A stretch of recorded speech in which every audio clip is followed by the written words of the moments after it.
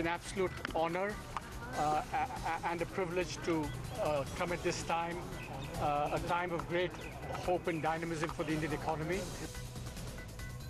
अरविंद सुब्रमण्यम बने मुख्य आर्थिक सलाहकार। IMF और WTO जैसे संस्थानों में काम करने का अनुभव। 2 महीने पहले CNBC आवाज ने दी थी खबर। महाराष्ट्र और हरियाणा विधानसभा चुनाव का मतदान खत्म होते ही मोदी सरकार फुल एक्शन में। वित्त मंत्रालय, PMO और कोयला मंत्रालय समेत सचिव स्तर के 11 अधिकारियों के हुए ट्रांसफर। अरविंद मायाराम की नॉर्थ ब्लॉक से हुई छुट्टी। और अब अंतर्राष्ट्रीय खबरों और FII की बिकवाली से भारतीय बाजारों का हाल है बेहाल। सेंसेक्स 350 पॉइंट टूटा। रुपए में भी डॉलर के मुकाबले 62 के करीब 8 महीने का निचला स्तर। TCS ने पेश किए मिले जुले नतीजे। आय और मुनाफा अनुमान से थोड़े कम, लेकिन EBIT मार्जिन 27% के करीब पहुंचा। TCS और CMC के मर्जर को भी बोर्ड से मंजूरी मिली। और प्रधानमंत्री नरेंद्र मोदी ने की श्रमेव जयते कार्यक्रम की शुरुआत। लेबर सुविधा पोर्टल के शुभारंभ के साथ श्रम कानून में अहम सुधारों का ऐलान। कर्मचारियों के लिए एक समान PF अकाउंट योजना की भी सुविधा।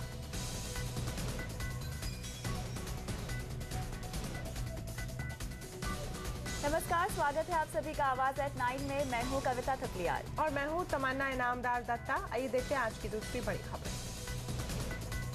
देश की सबसे बड़ी 2 व्हीलर कंपनी हीरो मोटोकॉर्प ने पेश किए शानदार नतीजे। दूसरी तिमाही में मुनाफा 59% बढ़ा। आय में भी 20% की बढ़ोतरी। पुष्य नक्षत्र के शुभ अवसर पर सोने और चांदी की हुई खूब खरीदारी। ज्वेलरी बाजार में कैसी रही रौनक, लेंगे जायजा, बुलेटिन में आगे।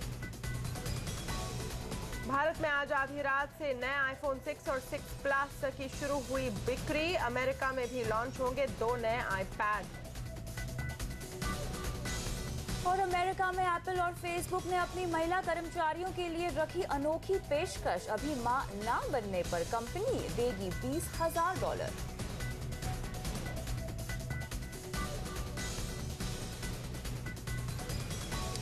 महाराष्ट्र और हरियाणा विधानसभा चुनाव के मतदान खत्म होने के साथ ही केंद्र सरकार ने फैसलों की झड़ी लगा दी है। मुख्य आर्थिक सलाहकार की नियुक्ति के साथ साथ वित्त मंत्रालय, प्रधानमंत्री कार्यालय और कोयला जैसे महत्वपूर्ण विभागों में बदलाव के साथ ही सचिव स्तर के 11 ट्रांसफर किए हैं। बजट की तैयारियां शुरू होने से ठीक पहले सरकार ने वित्त सचिव अरविंद मायाराम का तबादला कर दिया है। राजस्थान के मुख्य सचिव राजीव महर्षि अरविंद मायाराम की जगह आर्थिक मामलों के सचिव का कार्यभार संभालेंगे। राजीव महर्षि 78 बैच के राजस्थान कैडर के IAS अधिकारी हैं और अभी राजस्थान के मुख्य सचिव हैं। इससे पहले राजीव महर्षि केंद्र सरकार में फर्टिलाइजर सेक्रेटरी थे। ये भी एक इत्तेफाक ही है कि मौजूदा राजस्व सचिव शांति कांता दास भी इससे पहले फर्टिलाइजर सेक्रेटरी थे।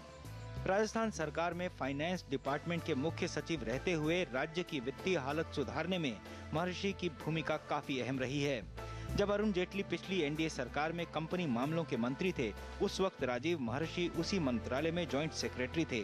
दूसरी तरफ अरविंद मायाराम अब पर्यटन मंत्रालय के सचिव की जिम्मेदारी संभालेंगे। अरविंद मायाराम की जगह राजीव महर्षि तो आ गए हैं, लेकिन ये सिर्फ डिपार्टमेंट ऑफ इकोनॉमिक अफेयर्स के सचिव होंगे। वित्त सचिव की जिम्मेदारी एक्सपेंडिचर सेक्रेटरी रतन P. वातल के ऊपर होगी, क्योंकि ये नॉर्थ ब्लॉक के तीनों सचिवों में सबसे सीनियर हैं।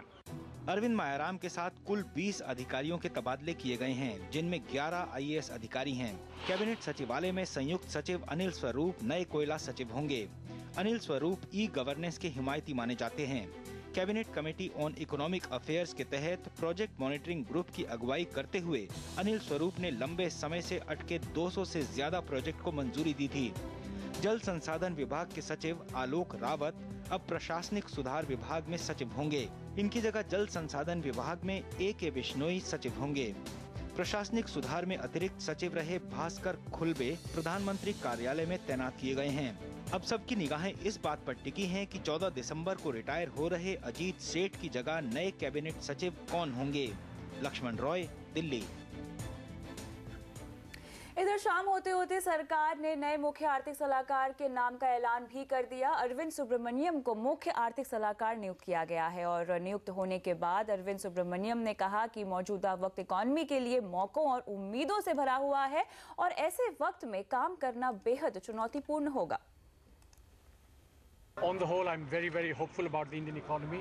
Of course, there are challenges as there are anywhere, but there is a sense of, hope, opportunities and dynamism going forward based on the mandate of this government and all that's happened so far and the promise of things to come. So I think good things are ahead for the Indian economy. The two big things are, macroeconomic stability and of course creating the conditions for rapid investment and growth. So these are the, while of course creating opportunities for all segments of society.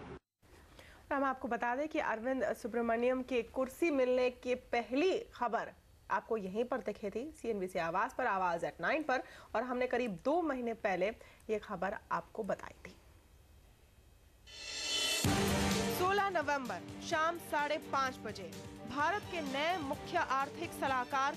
For any economy like India, the two big things are, macroeconomic stability and of course creating the conditions for rapid investment and growth. Arvind Subramaniam की खबर सबसे पहले आपको मिली CNBC आवाज पर। वित्त मंत्रालय की नई मुख्य आर्थिक सलाहकार की खोज पूरी हो गई है। ये एक्सक्लूसिव खबर लेकर आए हमारे ब्यूरो चीफ लक्ष्मण रॉय। मुख्य आर्थिक सलाहकार के लिए अरविंद सुब्रमण्यम के नाम पर कितनी सहमति बनी है, क्या एक्सक्लूसिव डिटेल्स हैं आपके पास? देखिए, हमें जो सूत्रों से जानकारी मिली है उसके मुताबिक अरविंद सुब्रमण्यम के नाम पर कमोबेश सहमति बन चुकी है और इसके नाम का ऐलान जल्द ही ACC से मंजूरी मिलने के बाद कर दिया जाएगा। खबर पर सबसे मजबूत पकड़ सिर्फ CNBC आवाज पर। और अब चलते हैं अपने दिल्ली ब्यूरो चीफ लक्ष्मण रॉय के पास। लक्ष्मण, सबसे पहले तो आपको सबसे पहले ये खबर ब्रेक करने के लिए बधाई, और अब आपसे ये जानना चाहेंगे कि नए मुख्य आर्थिक सलाहकार की सबसे बड़ी चुनौतियां यहाँ पर अब क्या होंगी? देखिए, इनके सामने जो सबसे बड़ी तात्कालिक चुनौती होने वाली है वो है कि महंगाई दर को काबू में ये कैसे करते हैं। फिलहाल सरकारी आंकड़ों में महंगाई दर कम होती दिख रही है, लेकिन ये इस वजह से कम दिख रही है क्योंकि जिस साल से हम तुलना कर रहे हैं उस वक्त महंगाई काफ़ी ज़्यादा थी। वाकई में सामान के दाम नहीं घटे हैं। सरकार की तमाम कोशिशें अभी भी पूरी तरह से कामयाब नहीं दिख रही हैं। ऐसे में ये क्या कुछ नया तरकीब लेकर आते हैं, ये देखने वाली बात होगी। दूसरी बात ये होगी, जैसा कि इन्होंने कहा कि निवेश बढ़ाने के लिए कोशिशें करनी होगी, तो ये निवेश बढ़ाने के माहौल कैसे बनाते हैं। सरकार ने कुछ कदम उठाए, लेकिन निवेशक और भी कई सारे कदमों की अपेक्षा रखे हुए हैं। वो कदम कैसे जल्द से जल्द उठे, सरकार को किस तरह की सिफारिशें करते हैं, ये दूसरी महत्वपूर्ण चुनौती होगी। तीसरी सबसे बड़ी चुनौती जो जानकारों की नज़र में असली अग्नि परीक्षा होगी वो ये होगी कि मैन्युफैक्चरिंग सेक्टर की हिस्सेदारी GDP में बढ़ाकर 25%, 26% तक लाई जाए, ये कैसे मुमकिन होगा। जानकारों का कहना है कि मौजूदा हालात में ऐसा करना वाकई नामुमकिन सा दिख रहा है, लेकिन इस नामुमकिन को मुमकिन कैसे बनाएंगे, ये अरविंद सुब्रमण्यम की सबसे बड़ी चुनौती या सबसे बड़ी अग्नि परीक्षा कह सकते हैं।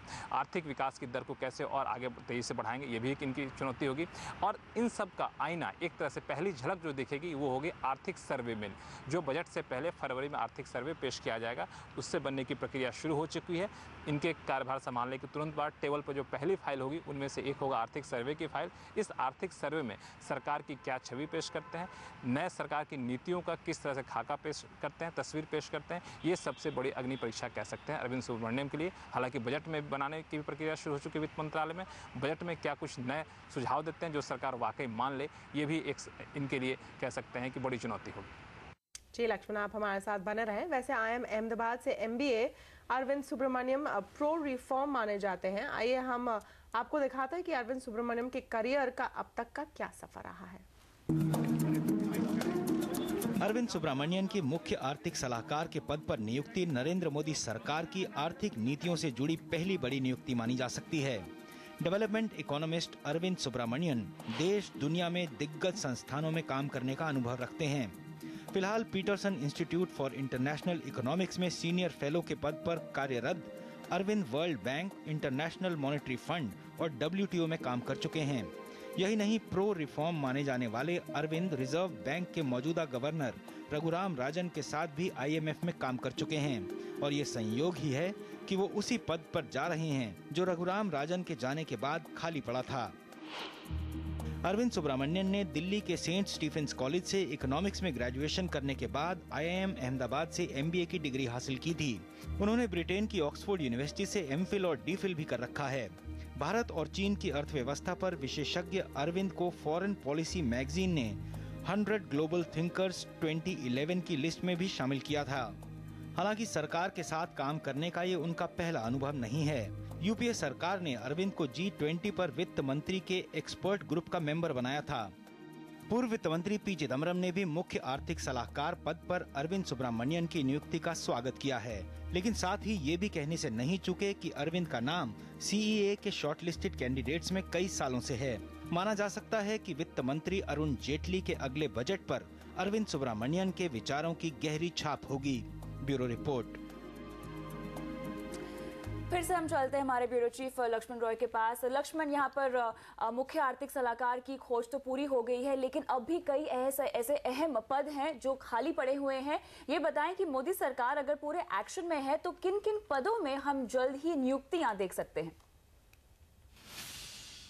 जी बिल्कुल, 2 राज्यों में विधानसभा चुनाव के लिए मतदान होने के बाद अब जिस तरह से सरकार एक्शन में दिख रही है, तो मुझे लगता है कि और भी जो सरकार के भीतर महत्वपूर्ण पद खाली पड़े हुए हैं उनको भर्ती करने की नियुक्ति की प्रक्रिया जल्द से जल्द शुरू हो जाएगी। इसमें सबसे जो पहली भर्ती हो सकती है वो सेंट्रल विजिलेंस कमिश्नर को लेकर के है। उनके लिए विज्ञापन भी निकाला जा चुका है, 5 नवंबर तक उसके लिए आवेदन मांगे गए हैं। उसके बाद सेंट्रल विजिलेंस कमिश्नर की नियुक्ति की जाएगी। फिलहाल मुख्य सतर्कता आयुक्त में 3 पद होते हैं कमिश्नर के, एक मुख्य कमिश्नर होते हैं और 2 कमिश्नर होते हैं, लेकिन एक मुख्य कमिश्नर और कमिश्नर रिटायर कर चुके हैं, तो सिर्फ एक कमिश्नर अभी है जिससे कई कामकाज अटके पड़े हुए हैं। चीफ इन्फॉर्मेशन कमिश्नर के भी पद खाली पड़े हैं, उसको भरने की प्रक्रिया जल्द से जल्द शुरू की जाएगी। इसके अलावा CBI डायरेक्टर के पद खाली होने वाला है, वहाँ भी भर्ती की प्रक्रिया जल्द शुरू करनी होगी। 13 दिसंबर को कैबिनेट सचिव अजित सेठ का रिटायर होने जा रहे हैं, वहाँ पर देखना हो कि नए अधिकारी की नियुक्ति होती है या फिर इनको एक्सटेंशन मिलता है। 6 से ज़्यादा सरकारी बैंक है जो बगैर चेयरमैन के काम कर रहे हैं, और लंबे समय से इनके पद खाली पड़े हुए हैं। यहाँ पर रिजर्व बैंक की कमेटी की रिपोर्ट भी आनी है, उस रिपोर्ट के आधार पर जल्द ही यहाँ पे 6 बैंकों के चेयरमैन की नियुक्ति आप देख सकते हैं। तो ऐसे कई सारे महत्वपूर्ण पद हैं जिसमें आने वाले दिनों में हम उम्मीद कर रहे हैं कि तेजी से नियुक्तियाँ होंगी, क्योंकि जिस तरीके से पिछले 2 दिनों में नियुक्तियाँ हुई है ये शायद आगे ही बदस्तूर जारी रहेगी। जी लक्ष्मण, शुक्रिया। और अगले बजट की तैयारी के पहले अरविंद सुब्रमण्यम को मुख्य आर्थिक सलाहकार बनाकर अरुण जेटली ने अपनी टीम को नई शक्ल देनी शुरू कर दी है।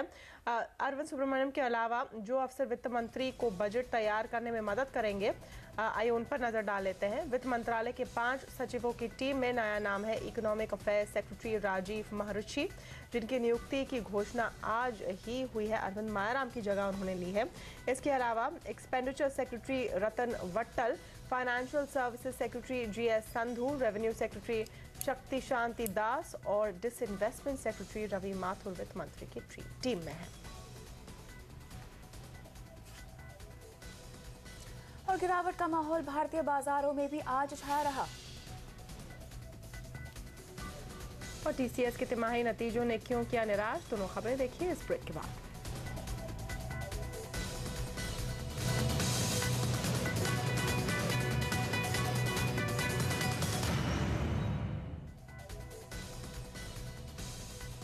बात करते हैं शेयर बाजार की। बाजारों में चौतरफा गिरावट दिखाई दे रही है। भारतीय बाजार आज गिरावट की चपेट से बच नहीं पाए हैं। मार्केट की क्लोजिंग 2 महीने के निचले स्तर पर हुई है। रुपया एक बार फिर से 62 के करीब पहुंच रहा है। 8 महीने बाद रुपए में इतनी कमजोरी दर्ज की गई है और क्रूड 4 साल के निचले स्तर पर फिसलने के बाद भी टूटता ही जा रहा है। आखिर क्या वजह है इस गिरावट की, साथ ही कितनी और कमजोरी देखने को मिल सकती है, इन सब पर अब चर्चा करते हैं। तो सबसे पहले बात करते हैं घरेलू शेयर बाजार की, जो आज 2 महीने के निचले स्तर पर बंद हुआ। दरअसल FI बिकवाली और कमजोर विदेशी संकेत की वजह से आज बाजार में भारी बिकवाली देखने को मिली है। लिहाजा सेंसेक्स और निफ्टी 1.5% तक, जबकि छोटे मंझोले शेयर करीब 3% तक फिसले हैं। बाजार की इतनी गिरावट क्यों दिखी और कौन से सेक्टर पर सबसे ज्यादा मार पड़ी, बता रहे हैं हमारे मार्केट एडिटर अनिल सिंह। सबसे बड़ी वजह तो ग्लोबल मार्केट्स में आ रही जबरदस्त कमजोरी से भारतीय बाजारों पर भी असर पड़ता हुआ दिख रहा है। हालांकि सुबह कारोबार की शुरुआत के वक्त भारतीय बाजारों में माहौल उतना खराब नहीं था, क्योंकि मेटल्स और क्रूड के दाम जिस तरह से तेजी से गिरते हुए नजर आ रहे हैं वो हमारी करेंसी के लिए और हमारी इकोनॉमी के लिए अच्छा समझा जा रहा था। और इसी वजह से ग्लोबल मार्केट्स की बेहद कमजोर शुरुआत होने के बावजूद भारतीय बाजार होल्ड करने में कामयाब रहे, कम से कम फर्स्ट हाफ में।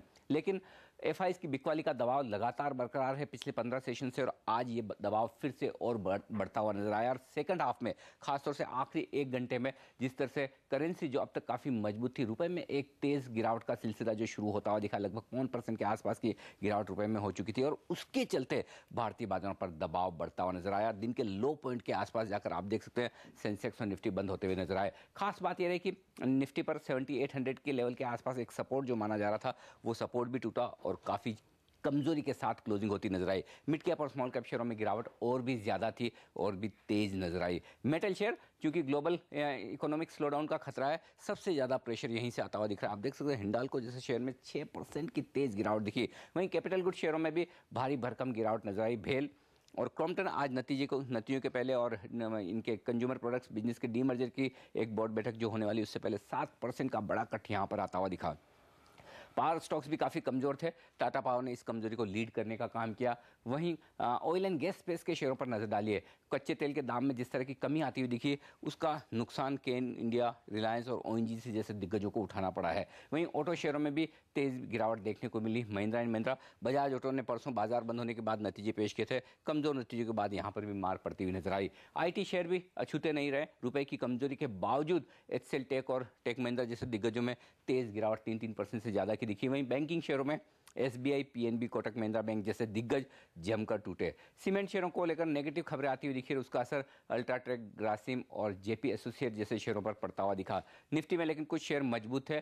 परसों तेज गिरावट दिखाने वाला DLF आज 6% ऊपर बंद हुआ।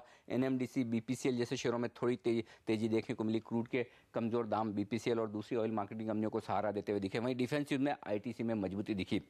कल बाजार बंद थे, कल और परसों बाजार बंद होने के बीच जो नतीजे आते दिखे उसमें सीएंट यहां पर शानदार नतीजों के बाद पॉजिटिव बंद होने में कामयाब रहा। वहीं GSV और टाटा स्पंज के नतीजे काफ़ी कमज़ोर थे। इनके अलावा आप नतीजों पर नज़र डालें तो यहाँ पर माइंड ट्री, NIT टेक के नतीजे भी कमज़ोर रहे। आज जो नतीजे आए उनमें फेडरल बैंक ने कमज़ोर नतीजे पेश किए। इन्फो एज में भी नतीजों के बाद दबाव देखने को मिला। वहीं सोमानी सेरामिक्स और DB कॉर्प अच्छे नतीजों के दम पर पॉजिटिव बंद होने में कामयाब रहे। आगे बढ़ते हैं और अब डालते हैं नजर अमेरिकी बाजारों पर। देखते हैं कल के लिए हमें किस तरह के क्यूज यहाँ मिल रहे हैं। आप देख सकते हैं अमेरिकी बाजार में भी गिरावट का ही रुझान है, लेकिन गिरावट में फिलहाल थोड़ी सी कमी आती हुई यहाँ पे जब बाजार खुले थे तो यूरोपियन बाजारों में जो गिरावट दर्ज हुई है उसी का असर हमने देखा था US के बाजारों पर भी हमें साफ तौर से दिखाई दे रहा था। वहाँ पे जो इकोनॉमिक स्लोडाउन की बात चल रही है जिसके चलते हम देख रहे हैं तमाम शेयर बाजारों में, दुनिया भर के बाजारों में गिरावट का ही रुझान है और उसी के चलते हमने देखा था US की शुरुआत काफी गिरावट के साथ हुई थी, लेकिन फिलहाल वहां पे गिरावट में थोड़ी सी कमी आती हुई। और इक्विटी मार्केट के साथ साथ करेंसी मार्केट में भी बिकवाली की मार साफ देखने को मिली है। डॉलर के मुकाबले रुपया 8 महीने के निचले स्तर पर बंद हुआ। $1 का भाव 61 रुपये 80 पैसे के पार पहुंच गया है। रुपया 42 पैसे की गिरावट के साथ बंद हुआ है। दिन के कारोबार में घरेलू करेंसी 61.93 के लेवल तक भी फिसल चुकी है। दरअसल सितंबर में व्यापार घाटा बढ़ने से रुपए पर दबाव बढ़ गया है। साथ ही ज्यादातर एशियाई करेंसियों में गिरावट की वजह से रुपए पर दोहरा दबाव देखने को मिला है। और जानकारों का मानना है कि रुपए में आगे कमजोरी और बढ़ सकती है। जल्द ही इसमें 62 का स्तर भी दिख सकता है। तो हमारी ट्रेंड फोरकास्ट इस समय US डॉलर बुलिश की है, वही हम मेंटेन कर रहे हैं। इमीडिएट टारगेट 62 टूटने पे करीब 62 हाफ 63 का लेवल देख रहे हैं। बट अगर ग्लोबली टेंशन इसी ढंग से बढ़ती रही, कच्चे तेल में भी गिरावट थमने का नाम नहीं ले रही है। घरेलू बाजार में कच्चा तेल 5000 रुपए के भी नीचे लग गया, लेकिन फिलहाल हम देख सकते हैं 5000 के थोड़ा सा ऊपर, लेकिन 2% तक की गिरावट अभी भी यहाँ पे दर्ज है। नाइमेक्स पे आप देख सकते हैं $80 के नीचे जाने के बाद फिलहाल वहाँ पे गिरावट थोड़ी सी कम होती हुई, लेकिन फिर भी ½ % से ज्यादा की कमजोरी के साथ कारोबार हो रहा है। वहीं हम देख सकते हैं ब्रेंट क्रूड भी लगातार $84 के नीचे ही कारोबार कर रहा है। आपको बता दें यहाँ पे सप्लाई बढ़ने से ब्रेंट और WTI की कीमतों पर लगातार मार पड़ रही है। साथ ही WTI क्रूड जहां $81 के नीचे आ चुका है, वहीं ब्रेंट में हम देख रहे हैं $84 के नीचे गिरावट के साथ कारोबार हो रहा है। WTI क्रूड 2 साल और ब्रेंट क्रूड 4 साल के निचले स्तर पर फिसल गए हैं। दरअसल ओपेक के कई बड़े सदस्य देश सप्लाई में किसी तरह की कटौती से इनकार यहां पे कर रहे हैं। वहीं अमेरिका में कच्चे तेल का उत्पादन 30 साल की ऊंचाई पर पहुंच गया है और इसके अलावा इंटरनेशनल एनर्जी एजेंसी ने क्रूड की मांग पर अपना अनुमान फिर से घटा दिया है। वहीं जानकारों के मुताबिक WTI क्रूड अगर $80 के नीचे फिसलता है तो ये $75 तक भी गिर सकता है। आई थिंक ये इंटरनेशनल गेम जो चल रही है, सब एक दूसरे सारी कंट्रीज अलग अलग कंट्रीज के ऊपर ही थोप रही है कि कुछ ना कुछ प्रोडक्शन कट हो।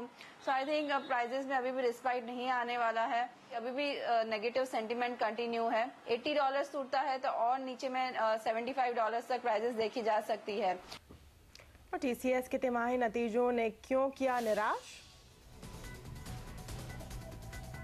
और हीरो मोटो के तिमाही नतीजों के बाद क्या रहनी चाहिए कल के लिए आपकी स्ट्रैटेजी, बताएंगे आपको इस ब्रेक के बाद।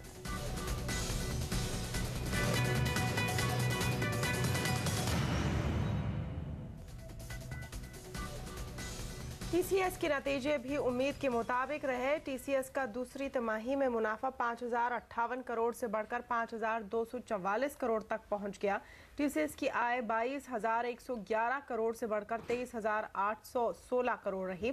EBIT मार्जिन 26.3 से बढ़कर 26.8% रहा। कंपनी शेयरधारकों को ₹5 का अंतरिम डिविडेंड भी देगी। कंपनी वित्त वर्ष 2015 में भर्तियां करने की योजना बरकरार रख रही है। ओवरऑल नतीजे कैसे हैं, ये समझने के लिए हमारे साथ हमारे सहयोगी आशीष वर्मा। आशीष, देखिए, टीसीएस के केस में एक स्लाइट डिसअपॉइंटमेंट है रेवेन्यूज और प्रॉफिट के फ्रंट पे, पर इंटरेस्टिंगली इस कंपनी की जो कोर परफॉर्मेंस है, ऑपरेटिंग मार्जिन्स हैं, उसमें हमारी उम्मीद से कुछ बेहतर मोमेंटम देखने को मिल रहा है। इसलिए कहना चाहिए एक मिक्स्ड बैग है ये नंबर्स। जहां तक Q2 के परफॉर्मेंस की बात है, डॉलर आई में हम एक्सपेक्ट कर रहे थे 7.25% के आसपास तिमाही दर तिमाही ग्रोथ, 6.5% से कुछ कम का ग्रोथ इस कंपनी ने क्लॉक करा है। मुनाफे में भी 4-4.5% के आसपास की ग्रोथ डिलीवर हुई है, जबकि स्ट्रीट एक्सपेक्ट कर रही थी। इनफैक्ट CNBC आवाज का पोल कह रहा था 5-5.25% के आसपास तिमाही दर तिमाही मुनाफा बढ़ता हुआ नजर आएगा। मार्जिन के केस में जरूर हमारी उम्मीद से कुछ बेहतर मोमेंटम पिकअप करा इस कंपनी ने। मार्जिन हम एक्सपेक्ट कर रहे थे 30 बेसिस पॉइंट्स के आसपास एक्सपैंड होंगे। इनफैक्ट मार्जिन्स में 55 बेसिस पॉइंट्स के आसपास का एक्सपेंशन देखने को मिल रहा है। बाकी डिटेल्स पे अगर आप नजर डालेंगे, वॉल्यूम ग्रोथ ट्रेजेक्टरी स्ट्रांग है। ऑलमोस्ट 6% या उससे ज्यादा की वॉल्यूम ग्रोथ इस कंपनी ने Q2 में क्लॉक करी है। मित्सुबिशी का जॉइंट वेंचर इस बार कंट्रीब्यूट करता हुआ नजर आया था, एक्सपेक्टेड था। 2.8% जो कुल रेवेन्यूज था उसका कंट्रीब्यूशन मित्सुबिशी के जॉइंट वेंचर से आया है, जो कि उम्मीद पे खरा उतरता है। यही बाजार या स्ट्रीट एक्सपेक्ट कर रही थी, इतना कंट्रीब्यूशन आएगा।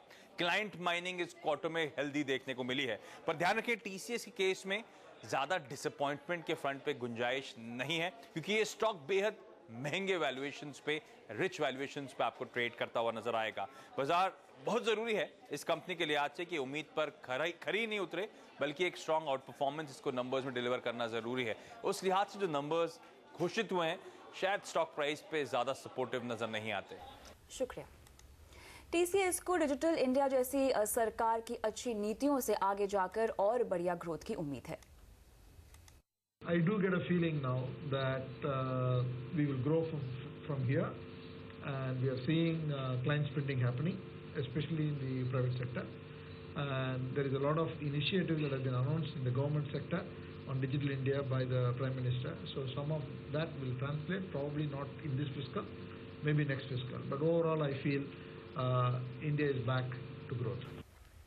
उधर TCS के बोर्ड ने आखिर CMC के विलय को मंजूरी दे दी है। मर्जर के तहत CMC के शेयर धारकों को हर 100 शेयर के लिए TCS के 79 शेयर मिलेंगे।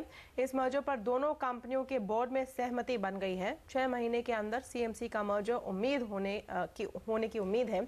CMC TCS की ही सब्सिडरी है, जिसके फिलहाल 11,000 कर्मचारी हैं। देश की सबसे बड़ी two wheeler company hero MotoCorp ने भी आज उम्मीद के मुताबिक नतीजे पेश किए हैं। कंपनी के मुनाफे आय दोनों में ही बढ़ोतरी देखने को मिली है और दूसरी तिमाही में हीरो मोटो का मुनाफा 59% बढ़कर 763 करोड़ रुपए हो गया है और कंपनी की आय में भी 20% का इजाफा हुआ है। ये 5,726 करोड़ से बढ़कर 6,900 के पार पहुंच गई है। और प्रधानमंत्री ने लगाया श्रमेव जयते का नारा। सरकार के नए श्रम रिफॉर्म पर क्या बनी है इंडस्ट्री की राय, जानेंगे CII के अजय श्रीराम से इस ब्रेक के बाद।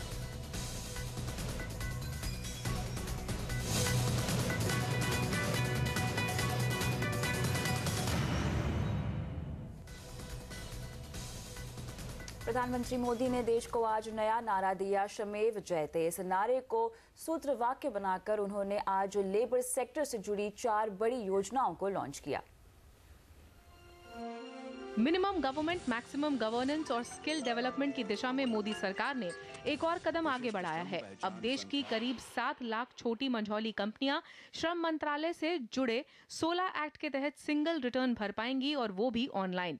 इससे उन्हें सरकारी दफ्तरों के चक्कर काटने से छुटकारा मिलेगा। इसके साथ ही श्रम मंत्रालय के 1800 लेबर इंस्पेक्टर अब ऑनलाइन इंस्पेक्शन करेंगे।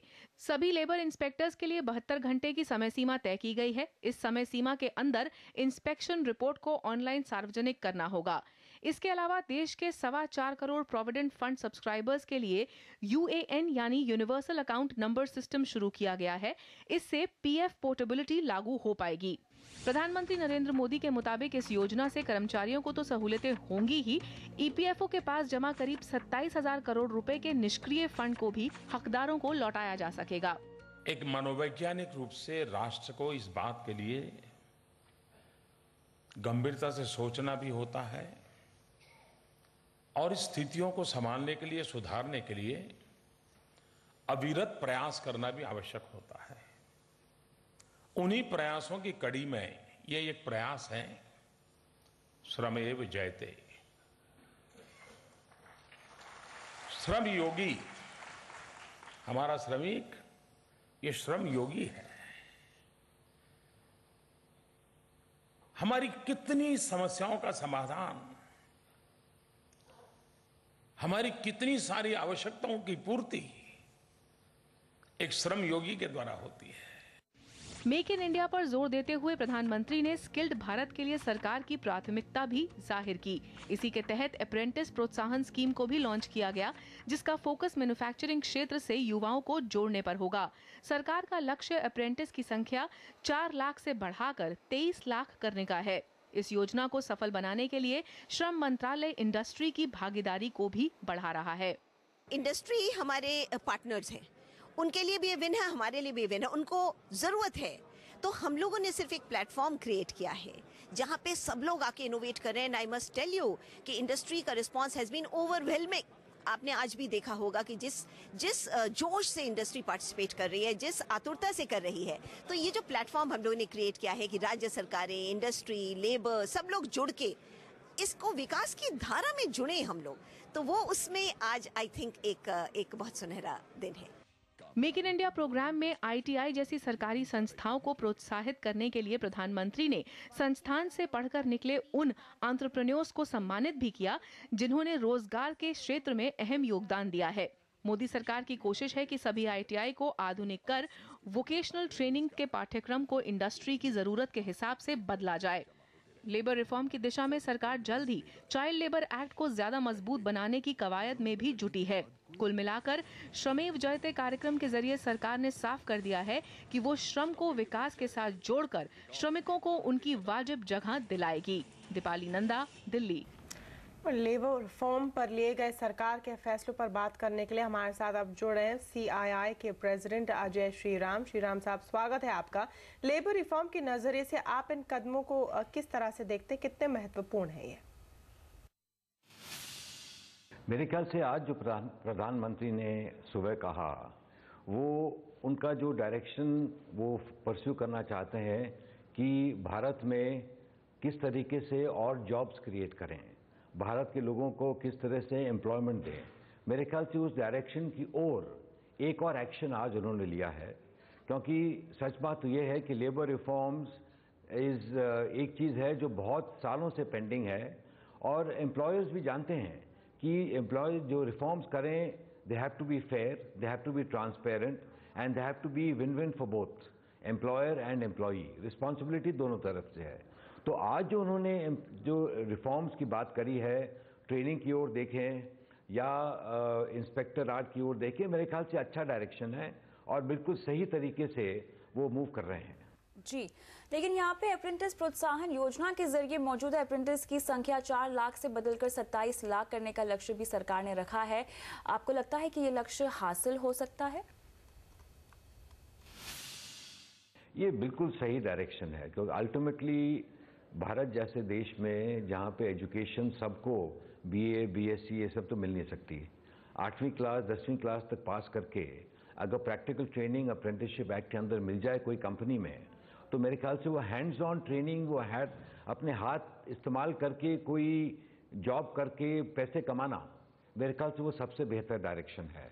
और ये जो प्रैक्टिकल ट्रेनिंग अप्रेंटिसशिप ट्रेनिंग की बात कर रहे हैं प्राइम मिनिस्टर, जो नंबर्स कह रहे हैं, भारत जैसे देश में आज लगभग 2-3% से ज़्यादा लोग वोकेशनल ट्रेनिंग नहीं करते हैं, वेरएज यूरोप और अदर जगह देखें 60%, 70%, 80% लोग करते हैं। तो इस तरह का अप्रेंटिसशिप एक्ट चेंज में जहाँ पे कंपनीज और लोगों को अंदर ले सकती हैं, ट्रेनिंग दे सकती हैं, ये कमिटमेंट नहीं है कि आपने अगर किसी को ट्रेन करा तो आप उनको ज़रूर जॉब दीजिए, क्योंकि वो भी प्रैक्टिकल नहीं है। तो अगर लोगों को ट्रेनिंग मिल जाए, कुछ सीखने को मिल जाए, उनको कम से कम कहीं और काम करने का मौका मिलेगा। तो ये अप्रेंटिसशिप एक्ट चेंजेस जो करना चाह रही है गवर्नमेंट, जो आज उन्होंने अनाउंस करा है, एक बार डिटेल्स देखेंगे तब और मेरे ख्याल से पता चलेगा। जैसे कहते हैं devil is in the detail, लेकिन डायरेक्शन बिल्कुल सही है कि और लोगों को शॉप फ्लोर पे अपने हाथ से काम करने की ट्रेनिंग मिले ताकि उनके एम्प्लॉयबल चांसेस बढ़ जाएं।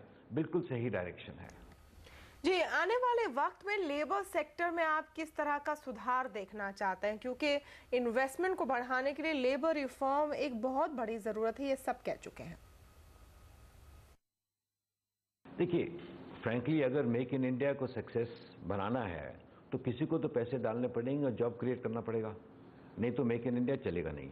लेकिन मेक इन इंडिया सिर्फ कंपनीज के लिए नहीं है।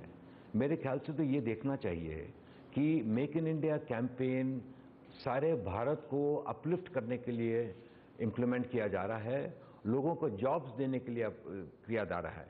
ये कहते हैं कि कोई भी डायरेक्ट जॉब किसी को एक फैक्ट्री में मिले, उसके साथ साथ फैक्ट्री के बाहर टर्शरी जॉब्स 3-4 और मिलते हैं। तो मेक इन इंडिया प्रोग्राम मेरी समझ से तो सारे देश को ऊपर उठाने की कोशिश में के लिए है, एम्प्लॉयमेंट के लिए है, प्राइमरी टर्शरी इकोनॉमिक ग्रोथ के लिए है, लोगों की इनकम्स के लिए है। अगर इनकम आएगी लोगों की तो वो खरीदारी बढ़ाएंगे, अगर उनकी इनकम बढ़ेगी तो गवर्नमेंट के टैक्सेस बढ़ेंगे। तो अगर make in India campaign succeed करे, जो मुझे पूरा विश्वास है करेगी, ये सब एफर्ट्स जो कर रहे हैं सब लोग, गवर्नमेंट जो डायरेक्शन दे रही है, पॉलिसी चेंजेस कर रही है, अगर इस तरीके से बढ़ेगा तो जॉब्स क्रिएट होंगे, इनकम्स बढ़ेंगी, गवर्नमेंट के टैक्सेस बढ़ेंगे, उनकी इनकम बढ़ेगी, जिससे सोशल स्कीम्स वो ज़्यादा कर सकते हैं, मिडिल क्लास नंबर्स बढ़ेंगे और सबकी लेवल ऑफ लिविंग और ज़्यादा ऊपर जाएगी। तो ये तो एक ओवरऑल इकोनॉमिक ग्रोथ देश के लिए है, सिर्फ इंडस्ट्री का नहीं है। मैं तो ये निवेदन करूंगा कि आप ये मत देखिए कि मेक इन इंडिया इंडस्ट्री के लिए है, मेक इन इंडिया देश को बढ़ाने के लिए है और लोगों को जॉब्स देने के लिए है। शुक्रिया हमसे बात करने के लिए। और आज पुष्य नक्षत्र के मौके पर कितनी बड़ी ज्वेलरी दुकानों की चमक, बताएंगे आपको इस ब्रेक के बाद।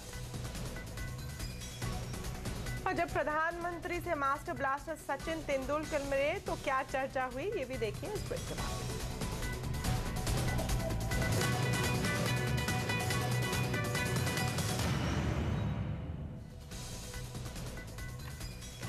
गुजरात में आज गुरु पुष्य नक्षत्र के कारण सोने चांदी की जमकर खरीदारी हुई। सोने के दाम की गिरावट के चलते पुष्य नक्षत्र के साथ साथ शादी ब्याह की भी लोगों ने खरीदारी की है।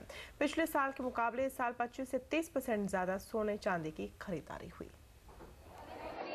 आज के दिन गुजरात के सभी ज्वेलरी स्टोर्स में इस तरह की भारी भीड़ देखने को मिली। वजह है गुरु पुष्य नक्षत्र। आज के दिन गुरुवार के साथ पुष्य नक्षत्र का समन्वय होने से आज के दिन सोने चांदी की खरीदारी करना शुभ माना जाता है। न केवल धार्मिक कारणों से बल्कि सोने की कीमतों में पिछले साल के मुकाबले 2000 रुपए प्रति 10 ग्राम की कमी हुई है, जिसके कारण लोगों ने शादी के लिए भी आज ही खरीदारी की है। थोड़ा सस्ता हुआ है सोना, तो मैंने मतलब आज काफी कुछ खरीदा। एक्चुअली मेरा इतना नहीं था, पर फिर भी काफी खरीदी हो गई। आज एक सेट लिया है, 2 रिंग ली और एक रिंग का ऑर्डर दिया है, तो काफी कुछ खरीदा है। पुष्य नक्षत्र भी है और हमारे घर में मैरिज भी है, तो उसकी दोनों की खरीदी आज शुभ माना जाता है, इसलिए आज खरीदारी हमने कर ली है। आमतौर पर साल में 1 या 2 बार ही गुरु पुष्य नक्षत्र का योग बनता है, लेकिन दिवाली के पहले ये आखिरी पुष्य नक्षत्र होने के कारण लोग अपनी दिवाली की खरीदारी भी अभी से कर लेते हैं। इस वर्ष ज्वेलर्स के यहाँ सुबह से सोने और चांदी के सिक्के, बार्स और ज्वेलरी की जमकर खरीदारी हुई। ज्वेलर्स का अनुमान है कि केवल आज के दिन में 200 से 225 किलो सोना और करीब 1000 किलो चांदी की बिक्री हुई है, जो पिछले वर्ष के मुकाबले करीब 30% ज्यादा है। अगर चांदी की बात करें तो अहमदाबाद में 1000 किलो से ज़्यादा की खरीदारी होगी लगड़ी सिक्का और गहनों की, और सोने में मैंने जैसे बताया 250 किलो प्लस होगा ये सब, और पिछले साल के मुकाबले ये 15-20% जितना ज़्यादा ये अनुमान है। ये पिछले 2 वर्षों में ज्वेलर्स ने शुकन के नाम पर गुरु पुष्य नक्षत्र पर खरीदारी होती देखी थी, लेकिन आज के दिन लोगों ने शादी की खरीदारी भी जमकर कर ली है। इससे लगता है कि ज्वेलर्स के अच्छे दिन आ गए हैं। Manish Desai, Ahmedabad. Honda motorcycle and scooter India scooter बनाने का सबसे बड़ा प्लांट गुजरात में लगाएगी। ये देश का अकेला ऐसा प्लांट होगा जहां होंडा के सिर्फ स्कूटर बनेंगे, और कंपनी ने आज राज्य में महसाणा के पास विठलापुर में 250 एकड़ में फैले प्लांट का भूमि पूजन किया है। इस प्लांट पर कंपनी शुरुआती दौर में करीब 1000 करोड़ रुपए का इन्वेस्टमेंट करेगी और यहां से सालाना 12 लाख स्कूटर्स का उत्पादन हो सकेगा। पूर्व क्रिकेटर सचिन तेंदुलकर ने प्रधानमंत्री नरेंद्र मोदी से मुलाकात की। इस दौरान दोनों ने स्वच्छ भारत अभियान पर चर्चा की। सचिन ने प्रधानमंत्री से स्कूलों और कॉलेजों में खेलों को बढ़ावा देने के बारे में बातचीत की। आपको बता दें कि भारत रत्न से सम्मानित सचिन मोदी की स्वच्छ भारत मुहिम से जुड़े हैं और लोगों से इस मुहिम को आगे बढ़ाने के लिए प्रेरित भी करते हैं।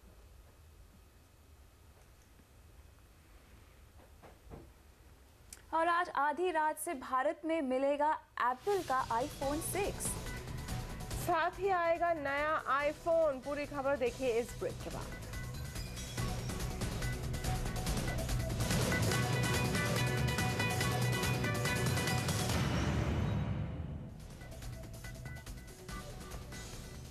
कर्मचारियों के पलायन को रोकने के लिए कंपनियां तरह तरह के नुस्खे अपनाती हैं, लेकिन सोशल मीडिया कंपनी फेसबुक और एप्पल ने तो महिला कर्मचारियों के लिए अजीबोगरीब पेशकश की है। इन कंपनियों ने अपनी महिला कर्मचारियों के सामने मां बनने का सपना टालने का प्रस्ताव दिया है ताकि उनका पूरा ध्यान काम पर रहे।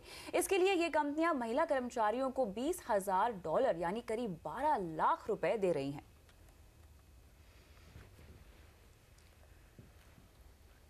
और ये काफ़ी ख़राब HR पॉलिसी के बाद आज एप्पल की बड़ी चुनौती है भारत में। आईफोन, आईपैड के दीवानों के लिए इसलिए बड़ा दिन है। एक तरफ जहां एप्पल आज 2 नए आईपैड से पर्दा उठाएगी, तो वहीं आज आधी रात से iPhone 6 भारत में मिलने लगेगा।